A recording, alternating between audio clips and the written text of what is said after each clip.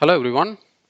In today's video, I would like to talk about how to perform design optimization study using Creo Simulate. For the purpose of demonstration, we can consider this metal lever and the load case will be like this. We can assume that the center hole of this metal lever is going to be fixed in all degrees of freedom. That is, it's going to act as our fixed support. And then there will be two loads at two extreme points of the lever on these two holes, which are going to be bearing loads of 15 kilonewton. With that in mind, we'll jump back to Creo and start building our FEA model. Go to Applications and Simulate. So the first and foremost step that we need to do is to assign materials. So for this part, I choose to go with the low carbon steel. So to bring that into Simulate, I go to Material Assignment and pick steel low carbon and click OK. Now we can set up our boundary conditions. First, let's start with our fixed support. I'll go to Displacement option and pick this hole and make sure that it's fixed in all three axes in translation and click OK. Next, I'll go to bearing load option in the loads icon, pick this hole first, and we have three options to choose from. I would like to go with direction, point, and magnitude. The reason being, when we want to apply a load that is perpendicular to this surface, we would have to pick 2 points so that the line that connects these 2 points is perpendicular to this surface. So I'll click OK and make sure the magnitude is about 15 kilonewton. That's going to be our assumption for this analysis. Click OK. I'll do the same for this one as well.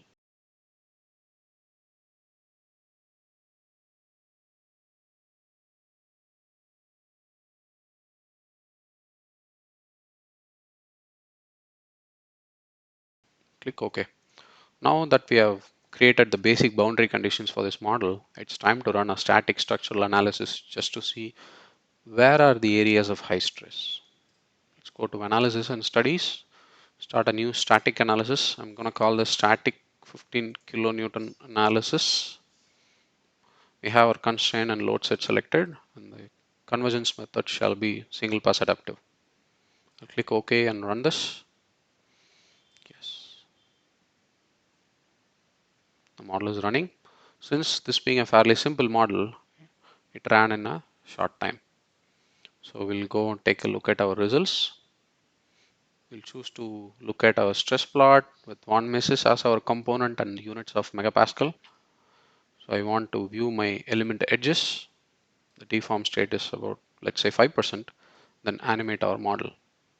As expected, based on the loading and the constraint, the model is deflecting like this. Let's assume that the allowable stress on this part is about 120 megapascal. So let's go to format and edit our legend 0 to 120. Let's click OK. I'll stop the animation for clarity. As we can see, the center portion of this lever is the most stressful part. If we choose to view the view max on this, it's about 136, but our allowable limit is only 120. So this is where optimization study is going to be useful for us. Instead of doing all the manual work to find the right combination of the radius, the length of the lever, we are going to give the task to Creo to make sure that it runs the task quickly and effectively. So we'll jump back to Creo.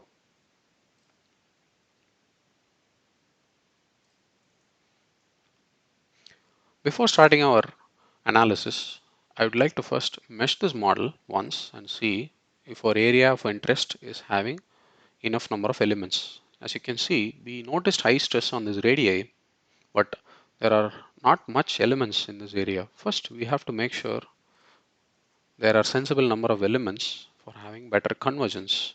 So we'll go to mesh control and choose maximum element size. I'm going to select this surface, choose to go with the maximum element size of 5 millimeter. Click OK. If I do auto gem again, it gives us a refined mesh in that area. So that is sufficient for us. I'll close and delete it. Since this being our area of interest, we can create a measure at this area.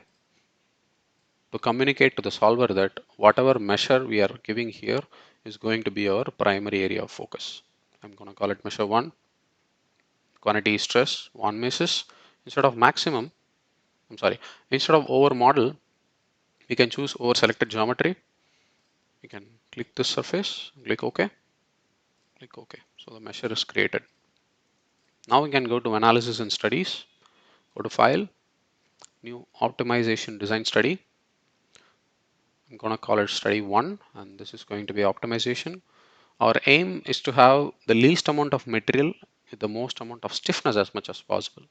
So the stronger part with the least amount of material. So we can choose to go with, the goal is minimize total mass, and then our design limits are here. Let's pick our measure 1, click OK. Then the value has to be less than 120 because our initial assumption was the allowable stress should be within 120 megapascal. Now, in order to communicate to the solver on the variable parameters, such as this radii or length of the lever, you have to click this variables icon here, this arrow, and I'll click this first extrude option, which displays the length of the part. I'll click that again. So we have selected these two, and one more thing is this one. I'll choose the radius. So these three are our variables. What it means is the solver has the liberty to play around within the range of these variables and come up with a solution that is best suited for our design limits and the goal of the analysis. Let's say our part can have a radius that is between 40 to 200, and then the length could be anywhere between 275. Both sides, I want them equal. Doesn't matter if they are equal or not, we can adjust them later, but the minimum limit is 275 and the maximum limit is 310. That's just our assumption. We can click OK, everything looks good. Now we can run this analysis. Since this being an optimization study, Creo will try to iterate a lot of variations, permutations, and combination between all these variables that we have assigned. So what I'm going to do now is I'm going to put an edit in this video and come back after this analysis has ran, and we can take a look at the diagnostics window to see what the result is. Okay, we are back into Creo. The solution has ran successfully. We can take a look at the diagnostics to see what are all the steps it has taken to converge at our optimal solution. You can click on the study 1 and go to diagnostics. I'll minimize this. So you don't have to worry about some of the warnings and the error symbols that it is throwing between iterations, because what's happening in the background is Creo is trying to iterate between different values of the variables. Sometimes it might cause model regeneration issues because of some modeling issues on this model, but Creo will automatically fix it for you. So don't worry unless otherwise the run has not completed or something like invalid run or run completed with fatal error. You don't have to worry about it. So as we can see here, it has almost taken 11 steps to arrive at an optimal solution, and you can see that here best design found parameters. So our length would be 275 millimeter, then the radius would be 107. So that is the best design with the least amount of mass and the target stress as much as possible. So I'll close out of this and see our optimization history. Here, what you can do is you can see this is where we started. We started with 300 mm length on both sides and 50 mm radii on this part here. So if I choose to change to the next shape, it is telling us what are all the iterations that it went through. You can see the values that are changing. So I'm just clicking through. And finally, we have arrived at a point where if I exit out of simulate and click dimension, this is 275 and then this one is 107.2. You can round it off to a value of 108 if needed for the design. So that's how we perform our design optimization study. And the important point to note here is if all these would have done manually by a human, imagine the amount of time it would take for he or she to look at the model and optimize the parameters. And you would be able to see beyond a certain point, this 277, this length will not be varied. So 276, 275. From now on, it will stay stable and only the radius will be variable.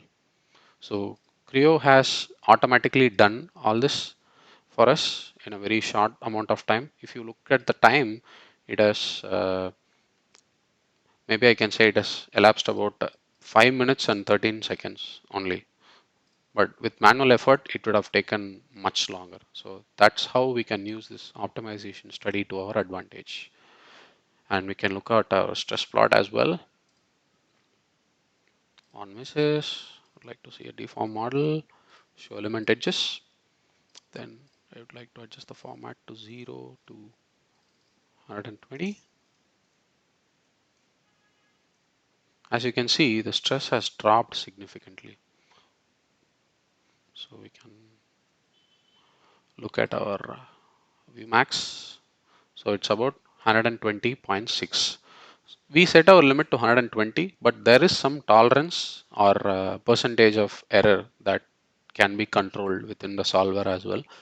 So I think it was about 1%, 1% to 5%. That is why Creo has settled with the value of 120.6, although it's slightly higher.